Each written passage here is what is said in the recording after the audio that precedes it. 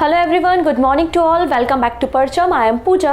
आज हम डिस्कस करने वाले हैं 23 दिसंबर के करंट अफेयर्स। और आज बहुत इंपॉर्टेंट डे है क्योंकि आज के दिन हम सेलिब्रेट करते हैं किसान दिवस, फार्मर्स डे, जो कि ऑब्वियस सी बात है हमारे लिए बहुत इंपॉर्टेंट है। क्यों सेलिब्रेट करते हैं? क्योंकि आज के दिन बर्थ एनिवर्सरी होती है चौधरी चरण सिंह जी की, जो कि former prime minister of India भी रहे हैं। इन्होंने इंडिया के प्राइम मिनिस्टर की तरह सर्व कब किया है? 1979 से लेकर 1980 तक। इसके अलावा ये उत्तर प्रदेश के भी चीफ मिनिस्टर रहे हैं 2 टाइम्स। ठीक है, इसलिए हम यहाँ पे जो बर्थ एनिवर्सरी है चौधरी चरण सिंह जी की, उसे हम किसान दिवस या फार्मर्स डे के रूप में सेलिब्रेट करते हैं। तो आज हमारा ये इंपॉर्टेंट डे है। अगर आज के क्लास के करंट अफेयर्स की पीडीएफ आपको लेनी हो तो परचम का टेलीग्राम ज्वाइन करेंगे। टेलीग्राम से आपको करंट अफेयर्स की पीडीएफ हिंदी और इंग्लिश में फ्री ऑफ कॉस्ट मिल जाएगी, तो आप इजीली वहां से डाउनलोड कर सकते हैं। और डिस्क्रिप्शन में लिंक भी अवेलेबल है टेलीग्राम को ज्वाइन करने की। इसके अलावा एक छोटी सी और इन्फॉर्मेशन है about the assessee general awareness target 2024 batch launch हो चुका है। कोर्स अवेलेबल है परचम के एप्लीकेशन पे। इसके अलावा डिस्क्रिप्शन में लिंक भी अवेलेबल है, आप कंप्लीट कोर्स भी ले सकते हैं और इंडिविजुअल कोर्स को भी परचेस कर सकते हैं। और अगर आप पूजा 20 कोड का इस्तेमाल करते हैं तो आपको एडिशनल 20% डिस्काउंट भी मिल जाएगा। वीडियो के एंड में काफ़ी सारे रिवीजन क्वेश्चन और एक क्वेश्चन ऑफ द डे है जिसका आंसर आप हमें कमेंट सेक्शन में देंगे। इसके अलावा आज आपको कुछ नए फैक्ट भी सिखाने की कोशिश करूंगी। ठीक है, स्टार्ट करें। कुछ इंपॉर्टेंट पर्सन जो न्यूज़ में है।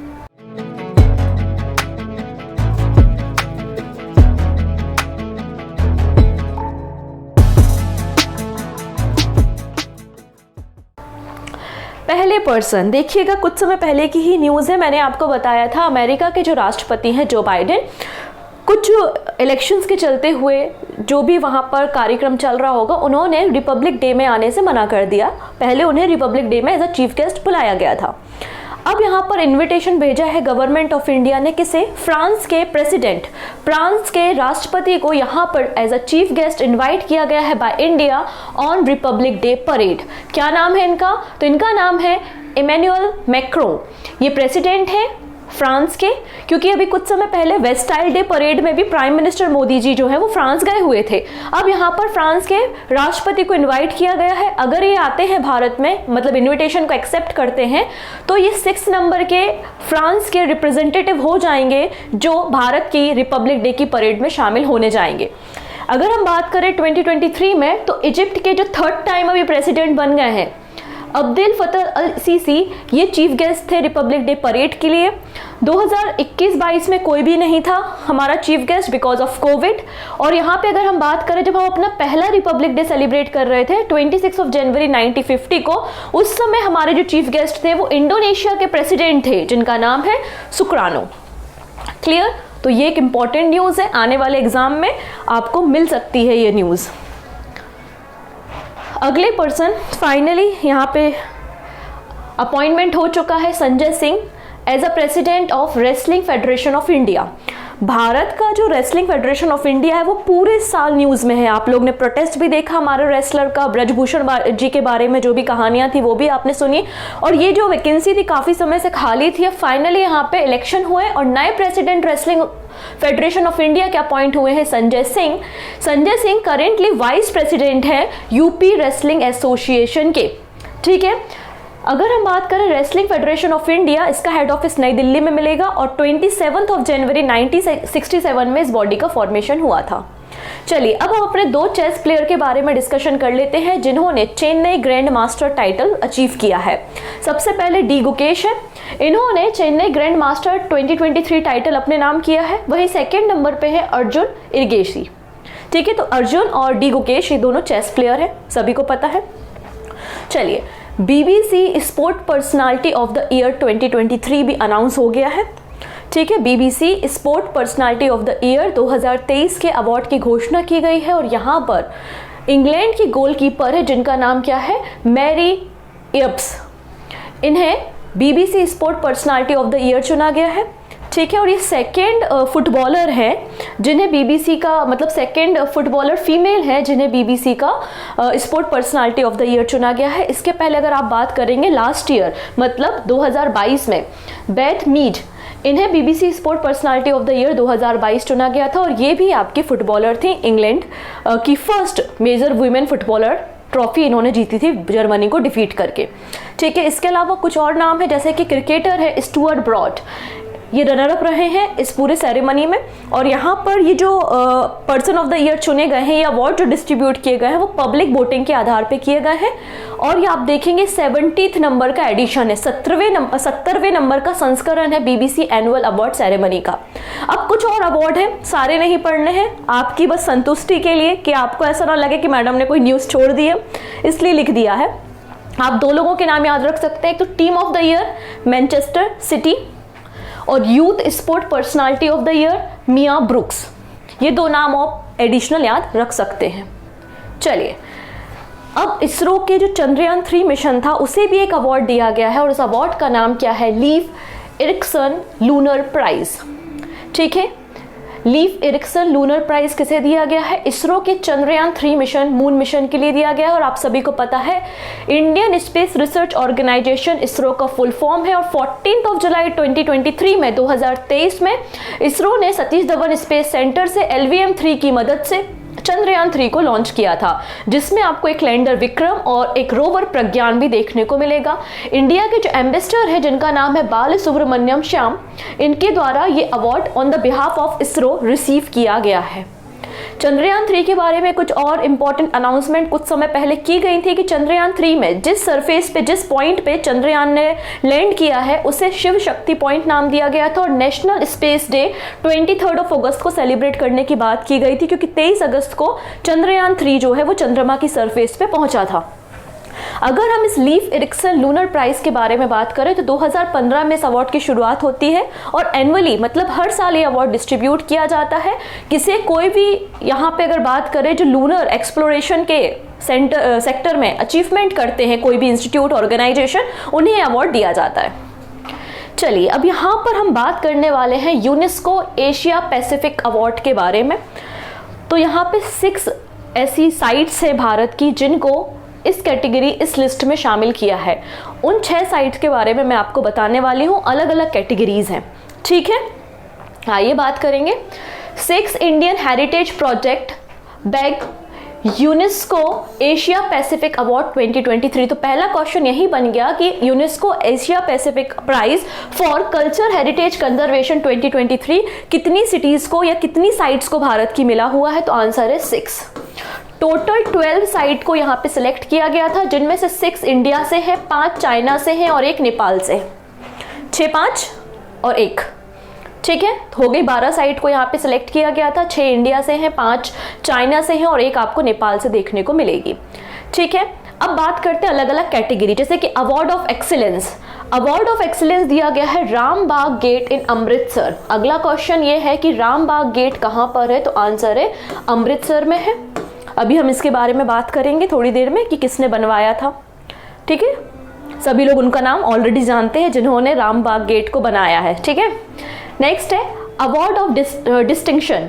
ये अवार्ड किसे दिया गया है, तो आप यहाँ पे देखेंगे जो कर्णिकरा मंडपम है, किस टेम्पल का, तो कुन्ना मंगलम भगवती टेम्पल का जो ये मंडपम है केरला में, इसे अवार्ड दिया गया है, अवार्ड ऑफ डिस्टिंक्शन। नेक्स्ट है अवार्ड ऑफ मेरिट। तो अवार्ड ऑफ मेरिट यहाँ पे 3 साइट्स को दिया गया है, 3 लोकेशन को दिया गया है। एक तो है बीकानेर हाउस न्यू दिल्ली का, नेक्स्ट है David Sassoon library and reading room जो कि मुंबई में है, और ये जो चर्च दिख रहा है चर्च ऑफ इफिफेनी गुरुग्राम हरियाणा, तो इसे भी अवार्ड दिया है। वहीं अगर बात करते हैं ये हवेली, इसका नाम है पीपल हवेली इन पंजाब, इसे भी शामिल किया गया है UNESCO Asia Pacific award category में। नेपाल की एकमात्र साइट है, इसलिए हम नेपाल की साइट के बारे में बात करेंगे, जिसका नाम है सिक्किमी चेन, काठमांडू में है और इसे स्पेशल रिकॉग्निशन मिला है फॉर सस्टेनेबल डेवलपमेंट के लिए। तो ये 6 साइट्स हैं जो कि इंडिया से है और 1 साइट जो है वो नेपाल से है। डन। चलिए, अब हम बात करते हैं चर्च के बारे में, चर्च ऑफ इफिफेनी गुरुग्राम। ठीक है, अब जब ब्रिटिशर्स का रूल भारत में हुआ करता था तो ब्रिटिशर्स के जो मिलिट्री ऑफिसर्स थे 1856 से लेकर 1866 के बीच में यहाँ पर प्रेयर करने के लिए जाते थे और 1866 में इसको बिल्ड किया गया था। बाद में गवर्नमेंट ऑफ इंडिया और उसके बाद जो डिस्ट्रिक्ट कलेक्टर है उनके अंडर में आ गया था। नेक्स्ट है पीपल हवेली जो कि गुरदासपुर में है। ठीक है, ये एक होम स्टे है गुरदासपुर डिस्ट्रिक्ट ऑफ पंजाब में, और इसका कंस्ट्रक्शन, द पीपल हवेली का कंस्ट्रक्शन 125 साल पहले हुआ था। किसने कराया था? सरदार नारायण सिंह ने। और ये जो पीपली हवेली है, जो गांव है गुरदासपुर डिस्ट्रिक्ट ऑफ पंजाब में, इसे बेस्ट टूरिज्म विलेज का अवार्ड भी ministry of tourism of Punjab के द्वारा सितंबर में ही दिया गया है। रामबाग गेट के बारे में बात करते हैं। ठीक है, ये जो गार्डन है रामबाग इज अ गार्डन, इसको महाराजा रणजीत सिंह के समय अमृतसर में तैयार किया गया था, और इसका नाम आप देखेंगे जो गुरु रामदास जी हैं, जो कि सिक्कों के चौथे नंबर के 4th नंबर के गुरु हैं, उनके नाम पर रखा गया, और 1831 में ये बन के तैयार हो गया था। ठीक है, 3 साइट के बारे में हमने डिस्कशन कर लिया। एशिया पैसिफिक हेरिटेज अवार्ड की शुरुआत यूनेस्को के द्वारा 2000 में की गई थी। बेसिकली जो हमारी कल्चरल हेरिटेज साइट है उनके कंजर्वेशन और प्रोटेक्शन के लिए बेसिकली ये काम करता है। इसके अलावा एक और नाम सामने आया है, वो है, तो अगली बात करते हैं हम यहाँ पर इंटरनेशनल एयरपोर्ट, जिसका नाम है केम्पेगौड़ा इंटरनेशनल एयरपोर्ट, जिसे हम बेंगलुरु एयरपोर्ट के नाम से भी जानते हैं। और इसके टर्मिनल 2 को वर्ल्ड का मोस्ट ब्यूटीफुल एयरपोर्ट टाइटल दिया गया है by the UNESCO and world special prize for an interior. तो ये अवार्ड दिया गया है आपका terminal 2 of Bengaluru airport. Done. चलिए, अब यहाँ पर एक और फैसला गवर्नमेंट ऑफ इंडिया का आया है, जो कि काफ़ी चर्चा में बना हुआ है। आपने देखा होगा कि जो लोग भी फिजिकली डिसेबल होते हैं या हैंडीकैप्ड होते हैं, दिव्यांगजन होते हैं, उनको अलग अलग जॉब, गवर्नमेंट जॉब में रिजर्वेशन दिया जाता है। लेकिन यहाँ पे बोला है कि जो पर्सन ब्लड डिसऑर्डर से पीड़ित है, मतलब जिनको थैलेसीमिया है या सिकल सेल एनीमिया है, उनको गवर्नमेंट जॉब में रिजर्वेशन नहीं मिलेगा। बात समझ में आई? इसलिए पूरा मामला जो है वो चर्चा में आ गया। People with blood disorder not eligible for reservation. Government of India ने रिसेंटली ये फैसला लिया है under the right to person with disability act 2016, जिसके कारण एक कंसर्न पैदा हो गया है। इसके अलावा गवर्नमेंट जो है ऑलरेडी 4% रिजर्वेशन गवर्नमेंट जॉब्स में प्रोवाइड करती है। ऐसे लोग जिनको कंप्लीटली दिखाई नहीं देता या कंप्लीटली सुनाई नहीं देता है या कोई लोकोमोटर डिसेबिलिटीज है, उन लोगों के लिए 4% रिजर्वेशन है। लेकिन यहाँ पे जो सेक्शन 34 है, section 34 of right to person with disability act 2016, इसमें ऐसे जो पर्सन जिनको ब्लड डिसऑर्डर है, थैलेसीमिया है या फिर सिकल सेल एनीमिया है, उनको यहाँ पे जॉब रिजर्वेशन नहीं दिया जाएगा। ठीक है, सिकल सेल एनीमिया आपको पता ही एक जेनेटिक डिसऑर्डर है, जिसमें आप देखेंगे कि आपका जो आरबीसी का सेल का शेप है वो डिस्टर्ब हो जाता है। नेक्स्ट है, जैसे कि एसडीजी होते हैं ना, जो सस्टेनेबल डेवलपमेंट गोल, वैसे ही होते हैं एनडीसी टारगेट। एनडीसी का फुल फॉर्म होता है नेशनली डिटरमाइंड कंट्रीब्यूशन। ठीक है, नेशनली डिटरमाइंड कंट्रीब्यूशन। बेसिकली हर एक कंट्री अपने कुछ टारगेट बताती है यूनाइटेड नेशन को कि हम जैसे कि 2030 तक, 2040 तक, 2050 तक ऐसा काम कर देंगे, कोई कारनामा करके दिखाएंगे क्लाइमेट चेंज के सेक्टर में। ठीक है, तो ऐसे ही 2015 में गवर्नमेंट ऑफ इंडिया ने 2 इंपॉर्टेंट अनाउंसमेंट की थी, मतलब 2 इंपॉर्टेंट एनडीसी टारगेट डिसाइड किए थे 2015 में। ठीक है, और उनको कंप्लीट करना था 2030 तक, और अभी तो चल रहा है 2023। तो पहले ही अपने टारगेट को अचीव कर लिया है गवर्नमेंट ऑफ इंडिया ने, इसलिए ये सारी चर्चा न्यूज में है। ठीक है, India achieve 2 target of nationally determined contribution well ahead of time. ठीक है, United nation framework convention on the climate change, जो कि पेरिस एग्रीमेंट के अंदर, और पेरिस एग्रीमेंट के अंदर 2015 में गवर्नमेंट ने 2 एनडीसी को डिसाइड किया था। क्या था? पहला इन्होंने कहा था कि जो एमिशन है उसको हम रिड्यूस कर लेंगे 2030 तक 33 से लेकर 35% के बीच में। ठीक है, 2005 से 2030 के बीच में हमारा जो कार्बन एमिशन है वो हम 33 से लेकर 35% तक कम कर लेंगे। दूसरा था, हम जितनी इलेक्ट्रिकल पावर हमारे कंट्री में इंस्टॉल्ड है उसका 40% जो हम इंस्टॉल करेंगे वो नॉन फॉसिल फ्यूल बेस्ड होगी, मतलब हम सोलर एनर्जी, विंड एनर्जी का इस्तेमाल करेंगे। कब तक? 2030 तक। ठीक है, अब हुआ क्या है? तो हुआ कुछ ऐसा है कि देखिए, तो हमारी कंट्री में जो इंस्टॉल्ड कैपेसिटी है पावर इलेक्ट्रिसिटी, जो कि आपके नॉन फॉसिल फ्यूल पे डिपेंड है, वो 186.46 मेगावाट है, जो हमारे टोटल इलेक्ट्रिसिटी कंजप्शन का 43.81% है। और हमारा टारगेट क्या था कि 2030 तक हम 40% कर लेंगे, जबकि हम 2023 में ही 43.81% कर लिए हैं। नेक्स्ट बात करते हैं हमारा एमिशन को रिड्यूस करना 33% 2005 से लेकर 2030 के बीच में। हमने उसके पहले ही कंप्लीट कर लिया इसे, ठीक है। अब यहाँ पे बोला जाए तो गवर्नमेंट ने इसलिए बोला कि जब हमारे टारगेट पहले ही कंप्लीट हो रहे हैं और उनको लगने लगा था 2022 में कि हमारे टारगेट पहले कंप्लीट हो जाएंगे, तो यहाँ पर टारगेट को रिवाइव किया गया, वापस से टारगेट को इन्हांस किया गया और बोला गया कि हम 45% एमिशन को रिड्यूस करेंगे बाय 2030 और जो फॉसिल फ्यूल बेस्ड एनर्जी है उसको हम 50% करेंगे बाय 2030, ठीक है। तो ये एनडीसी टारगेट आपको देखने को मिलेंगे by the government of India. Next बात करते हैं अबाउट द वीर चक्र, ठीक है। ब्रेवरी के लिए दिया जाने वाला एक अवार्ड है, मिलिट्री वॉर टाइम अवार्ड है वीर चक्र, हम सभी को पता है। करेज के लिए दिया जाता है बेसिकली। तो वीर चक्र जो है वो 1971 के एक वॉर हीरो को दिया गया है और उन वॉर हीरो का नाम है विनोय रॉय चौधरी, ठीक है। इन्होंने 1971 का जो वॉर हुआ था उस समय अपना कंट्रीब्यूट किया था, इसलिए 1971 की वॉर के लिए विनोय रॉय चौधरी को ये वीर चक्र दिया जा रहा है और अभी तक के केवल और केवल एकमात्र टेक्निकल ऑफिसर हैं नेवी के जिन्हें ये अवार्ड दिया जा रहा है, ठीक। इतनी चीजें। तो विनोय रॉय चौधरी के बिहाफ में ये अवार्ड रिसीव कौन कर रहा है? INS शिवाजी लोनावला वाला, ठीक है। तो INS शिवाजी के द्वारा ये अवार्ड रिसीव किया गया है जिसका नाम है वीर चक्र। ऑन द किसके लिए दिया गया था ये अवार्ड? विनोय रॉय चौधरी को दिया था जिन्होंने 1971 के वॉर में पार्टिसिपेट किया था। क्योंकि INS शिवाजी जो है वो हमारे देश का इंडियन नेवी को सर्व करने वाला टेक्निकल ट्रेनिंग इंस्टीट्यूट है। तो आपको पता होना चाहिए कि इंडियन नेवी का टेक्निकल ट्रेनिंग इंस्टीट्यूट का नाम है INS शिवाजी जो कि लोनावला में है और INS शिवाजी के जो वाइस एडमिरल हैं दिनेश प्रभाकर, उनके द्वारा ये अवार्ड जो है वो रिसीव बेसिकली किया गया है।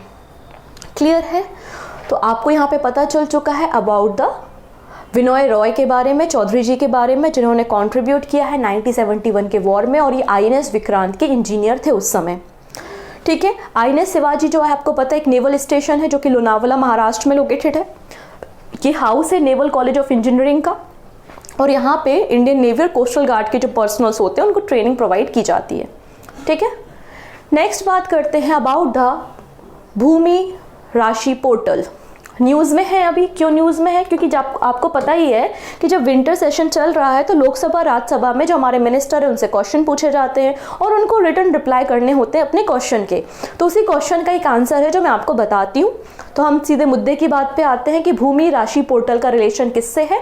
तो इस पोर्टल को लॉन्च किया गया था ministry of road transport and highway के द्वारा और एक ई-गवर्नेंस इनिशिएटिव है ये, ठीक है। हिंदी और इंग्लिश लैंग्वेज में आपको ये पोर्टल देखने को मिलेगा। यूनियन मिनिस्ट्री के द्वारा बताया गया है कि इस पोर्टल के अंतर्गत national highway authority of India के 1467 प्रोजेक्ट को इंक्लूड किया गया है। मतलब जो national highway authority of India के 1467 प्रोजेक्ट हैं वो भूमि राशि पोर्टल में रजिस्टर है।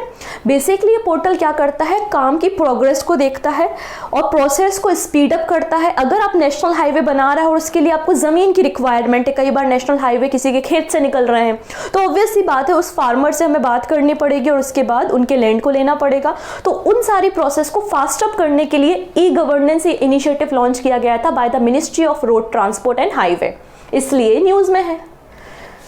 चलिए अब यहाँ पर मैं एक टर्म आपको बताने वाली हूँ। बहुत सारे लोग जो ज्योग्राफी पढ़ते हैं उनको ऑब्वियस सी बात है याद होगा, पता होगा, पर फिर भी मैं आपको बता देती हूँ, सुन लीजिएगा, ठीक है। मैं आपको यहाँ पे एनाबैटिक विंड एंड कैटाबैटिक विंड के बारे में बताने वाली हूँ, ठीक है। क्यों है न्यूज़ में वो भी हम यहाँ पर अभी सीखेंगे। तो सबसे पहले एक सिंपल से डायग्राम से हम समझने की कोशिश करते हैं कि आखिरकार ये कहानी पिक्चर है क्या, ठीक है। तो सबसे पहले हम बात कर लेते हैं यहाँ पर एक सिंपल डिस्कशन के बारे में। और सिंपल डिस्कशन ये कहता है जैसे कि ये सन है, फॉर एग्जांपल ये आपका सन है, मान लीजिए सन है और ये आपकी ज़मीन है, ठीक है। जब सूरज की रोशनी सनलाइट जब हमारे लैंड मास पे पड़ती है तो लैंड मास को गर्म कर देती है और जब लैंड मास गर्म हो जाता है तो हवाएं भी गर्म हो जाती हैं और जब हवाएं गर्म हो जाती हैं तो वो ऊपर की तरफ मूव करती है क्योंकि यहाँ पे क्रिएट हो चुका होता है लो प्रेशर एरिया। ये बात सिंपल सा कॉन्सेप्ट है, सभी को पता है। नेक्स्ट बात कर लेते हैं कि अगर यहाँ पे सन की जगह मून होता, सन की जगह क्या होता, मून होता। तो उस केस में क्या होता है, जो लैंड की हवा होती है वो ठंडी होती है, और ठंडी हवा जो है वो भारी होती है, हैवी होती है, और सरफेस के साथ नीचे सेटल हो जाती है। तो यहाँ पर क्रिएट होता है क्या, हाई प्रेशर एरिया। ये तो बेसिक इन्फॉर्मेशन है और आपको पता भी होनी चाहिए और पता होगी भी। अब हम बात कर लेते हैं अबाउट द कैटाबैटिक और एनाबैटिक विंड के बारे में, जिन्हें हम mountain wind and valley wind के नाम से भी जानते हैं। तो सबसे पहले बात करेंगे दिन के समय, ठीक है, डे टाइम में। तो डे टाइम में चलती है आपकी वैली विंड, ठीक है। वैली विंड का ही दूसरा नाम क्या है, आप देखेंगे यहाँ पे एनाबैटिक विंड बोलते हैं। मान लेते हैं ये कोई माउंटेन वाला एरिया है, ठीक है, ये कोई माउंटेन वाला एरिया और यहाँ पर है सन। तो दिन के समय क्या होगा, जो माउंटेन की पीक्स है, माउंटेन की पीक्स है वो जल्दी गर्म होंगी, और जब जल्दी गर्म होंगी as comparison valley area, as comparison valley area, जो माउंटेन की पीक से वो जल्दी गर्म होंगी, और जब जल्दी गर्म होंगी तो वहाँ पर क्या होगा, एक लो प्रेशर एरिया क्रिएट होगा, क्योंकि गर्म हवाएं हैं वो हल्की होकर ऊपर की तरफ जाएंगी। तो यहाँ पर जो हवाएं गर्म हुई हैं वो कहाँ जाएंगी, ऊपर की तरफ। तो यहाँ पर क्रिएट हुआ लो प्रेशर एरिया, और यहाँ पर है हाई प्रेशर एरिया। तो आप सभी को पता है कि विंड जो है वो हाई प्रेशर से लो प्रेशर की तरफ चलती है। तो विंड का जो डायरेक्शन होगा वो आप देखेंगे कि हाई प्रेशर से लो प्रेशर ऊपर की तरफ हो रहा है। तो इसे हम क्या कहते हैं, एनाबैटिक विंड या वैली विंड के नाम से जानते हैं। इसी का अपोजिट होता है नाइट में, रात के समय। रात के समय चलती है माउंटेन विंड, जिनको हम कैटाबैटिक विंड भी कहते हैं। मान लेते हैं अब रात का समय है, तो रात के समय पे जब यहाँ पे मून है तो जो माउंटेन के पीक होंगे वो बहुत जल्दी बहुत ज़्यादा ठंडे हो जाएंगे as comparison to valley area. तो यहाँ पर क्रिएट होगा high pressure as comparison to valley area, low pressure valley area में क्रिएट होगा। तो हवाएं जो है वो हाई प्रेशर से लो प्रेशर की ओर चलेंगी। तो माउंटेन के पीक से हवाएं वैली की तरफ चल रही हैं, तो इसे हमने बोला माउंटेन विंड, जो कि नाइट के समय होती हैं। इन्हें हम कैटाबैटिक विंड कहते हैं। और दिन के समय क्या होता है, तो दिन के समय वैली से माउंटेन की तरफ, माउंटेन के पीक की तरफ हवाएं चलती हैं, दिन के समय होती हैं। इन्हें वैली विंड कहते हैं या एनाबैटिक विंड के नाम से जानते हैं। अब हम ये सब कहानियाँ क्यों पढ़ रहे थे, क्योंकि रिसेंटली एक सरप्राइजिंग फिनोमेना देखा गया हिमालय एरिया में, और वहाँ पर कैटाबैटिक विंड को ऑब्जर्व किया गया। और कैटाबैटिक विंड के कारण जो हाई एल्टीट्यूड में हाई टेम्परेचर क्रिएट हुआ और वो वैली एरिया में आया, और वैली एरिया में क्या हुआ, काफ़ी ठंड एकदम से बढ़ गई, जो कि एक क्राइसिस हो सकता है फ्यूचर में, ऐसा साइंटिस्ट लोगों का कहना है। ठीक है, अब जो भी है बस आपको समझाना था मुझे कि एनाबैटिक विंड और कैटाबैटिक विंड क्या होती है। तो आई थिंक आप समझ गए होंगे दिन में कौन सी चल रही है, रात में कौन सी चल रही है, डाउनवर्ड कौन जाएगी, अपवर्ड कौन जाएगी। अब आप खुद कंक्लूड कर सकते हो। यूपीएससी वालों खास तौर पे ध्यान रखेंगे आप लोग। चलिए, अब सेंट्रल रेलवे के द्वारा एक नया इनिशिएटिव लेने की बात की गई है कि एक पैनिक बटन सिस्टम जो है वो इंस्टॉल किया जाएगा, जो पैसेंजर वीमेन बोगीज होती हैं उसमें, for the security of women. अगर कोई भी इमरजेंसी केस होता है तो महिलाएं इस पैनिक बटन को दबा सकती हैं, प्रेस कर सकती हैं, और ये अलर्ट जो है वो ऑफिसर के पास पहुंच जाएगा। नेक्स्ट है उत्तर प्रदेश पुलिस के द्वारा यहाँ पर एक ट्रांसपेरेंसी मेंटेन करने के लिए, पब्लिक के साथ इंटरेक्शन बढ़ाने के लिए और पब्लिक तक अपनी पहुंच को बढ़ाने के लिए व्हाट्सएप चैनल को लॉन्च किया गया है। और ऐसा करने वाला ही हमारे देश का पहला स्टेट है यूपी। डन। चलिए, अब हम क्वेश्चंस देखते हैं कितने क्वेश्चन के आंसर आप दे पा रहे हो। सब कुछ पढ़ा दिया है, अब आपकी बारी। पहला है, national geo science data repository portal किसका लॉन्च किया है, किसके अंदर आता है? तो आंसर है ministry of mines, option C. Next है, फिक्की वाटर अवार्ड किसे दिया है? एनटीपीसी को दिया है। याद आया, कल पढ़ाया था मैंने आपको। नेक्स्ट है, रिसेंटली इंसिलिडस जो कि एक मून है किसी प्लेनेट का, वहां पर हाइड्रोजन साइनाइड का पता लगा है। किसका मून है ये? सैटर्न का मून है, ऑप्शन बी। भूटान का national order of merit gold medal किसे दिया गया है? तो डॉक्टर पूनम क्षेत्रपाल सिंह को दिया है, ऑप्शन सी यहाँ पे करेक्ट हो जाएगा। नेक्स्ट है, विनोय रॉय चौधरी के बिहाफ में वीर चक्र किसने रिसीव किया है? तो INS शिवाजी। नेक्स्ट है, अर्जुन अवार्ड कौन से क्रिकेटर को दिया है? मैंने आपको सिखाया है, आपको सारे अर्जुन अवार्ड और आपके जो मेजर ध्यानचंद्र खेल रत्न अवार्ड है वो आपको याद करने हैं। तो आंसर हो जाएगा मोहम्मद शमी। नेक्स्ट बात करते हैं, president of Indian wrestling federation किसे बनाया गया है? तो सही आंसर हो जाएगा यहाँ पे संजय सिंह। नेक्स्ट है, WhatsApp channel for police unit for better public engagement किसने लॉन्च किया है? UP government, option B. Next है, ये थोड़ी पुरानी न्यूज़ है, बस आपके रिवीजन को चेक कर रहे हैं कि पीएम विश्वकर्मा योजना जो कि प्राइम मिनिस्टर नरेंद्र मोदी जी के बर्थडे के दिन लॉन्च हुई थी, इसके लिए कितना अलॉटमेंट है, तो 13,000 करोड़ 13,000 करोड़ रुपए का अलॉटमेंट है। ऑप्शन डी बिल्कुल करेक्ट हो जाएगा ये, ठीक है। 2023-24 से 27-28 तक के लिए इसमें 13,000 करोड़ रुपए का बजट रखा गया है और ये 17 सितंबर 2023 को लॉन्च की गई थी। डेट बिल्कुल याद रख लीजिएगा, मोदी जी का बर्थडे है।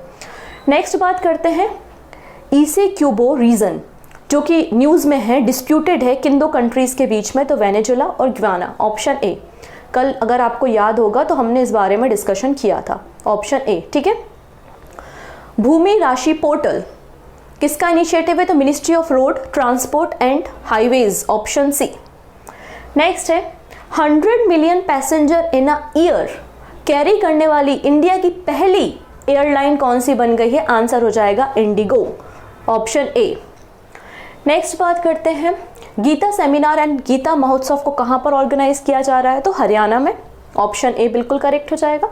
This is the question of the day कि मौलाना अबुल कलाम आज़ाद ट्रॉफी किस यूनिवर्सिटी को दी गई है इस साल 2023 के लिए, जो कि 9 जनवरी 2024 में डिस्ट्रीब्यूट किए जाएंगे अवार्ड। सही आंसर आप हमें लिखेंगे कमेंट सेक्शन में। बाकी सारी बातें आने वाले वीडियो में हम डिस्कस करते हैं। So take care and bye bye.